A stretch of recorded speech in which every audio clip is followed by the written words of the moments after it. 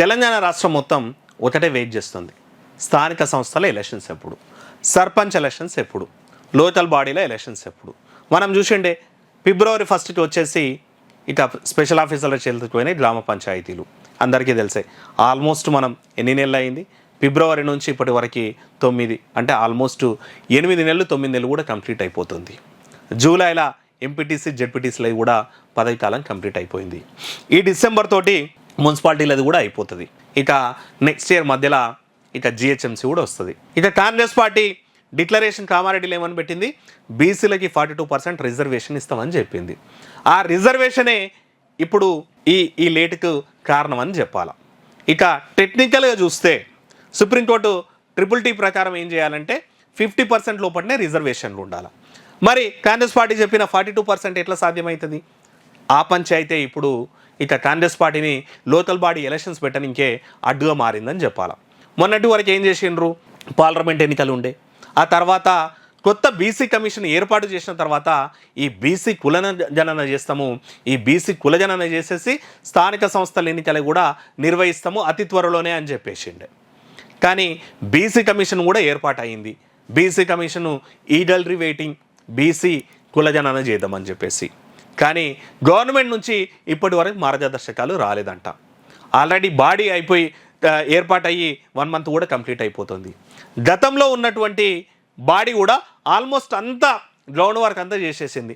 BC reservation ఎట్లా చేయాలి, ఏం చేయాలి, జనాభా ఎంత, ఇవన్నీ కూడా వాళ్ళకు లెక్కలు ఉండే, ఎట్లా ముందుకు పోవాలి, ఎట్లా సర్వే చేయాలని కూడా స్టాటిస్టిక్స్ దానికి సంబంధించినటువంటి అన్ని ఆలోచనలు కూడా చేసిందంట.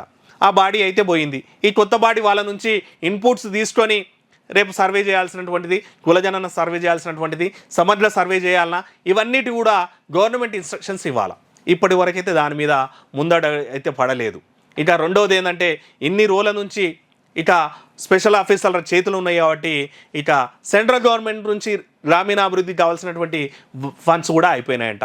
ఇక రాష్ట్ర ప్రభుత్వం మీద మస్తు పరేషాన్ అయితే ఉంది. దాంతోపాటు ఇక బీజేపీ కూడా బీసీ రాగం ఎత్తుకున్నది. బీఆర్ఎస్ ఏమో తమిళనాడుకు పోయి అక్కడ ఆల్రెడీ డిఎంకే పార్టీ ఎట్లా ఇంప్లిమెంట్ చేస్తోంది బీసీ రిజర్వేషన్లని కూడా దాని మీద కూడా సమీక్ష చేస్తోంది.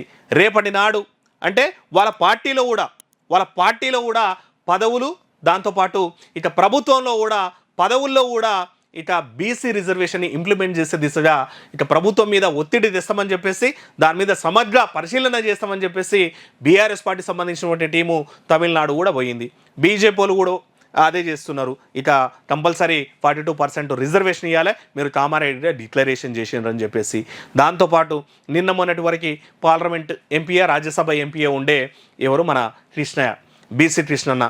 సో ఆయన కూడా ఎంపీకి రిజైన్ చేసేసిండు, ఇప్పుడు బయటకు వచ్చిండు.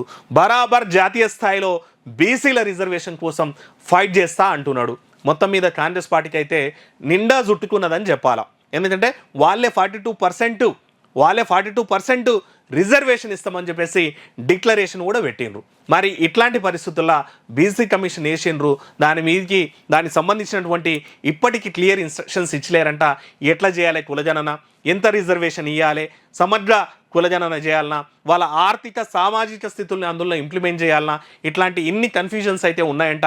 మరి దీని మీద రేవంత్ సర్కార్ ఎప్పుడు క్లారిటీ ఇస్తుంది, ఎప్పుడు కులజననకి పోతారు, లేదంటే సమగ్ర కులజనన చేస్తారా, ఆ కులజనన చేసిన తర్వాత ఎంత ఫైనలైజ్ చేస్తారు, ఒకవేళ వీళ్ళు అనుకున్నట్టు 42% ఇస్తే వచ్చే టెక్నికల్ ఇష్యూస్ ఏంది, ఇవన్నీ తేలాలంటే ఇప్పుడైతే ఈ చిక్కుముడి వదిలేటట్టు లేదు. మరి ఇప్పట్లో సర్పంచ్ ఎలక్షన్స్ కూడా లేనట్లనే చెప్పాలి మరి.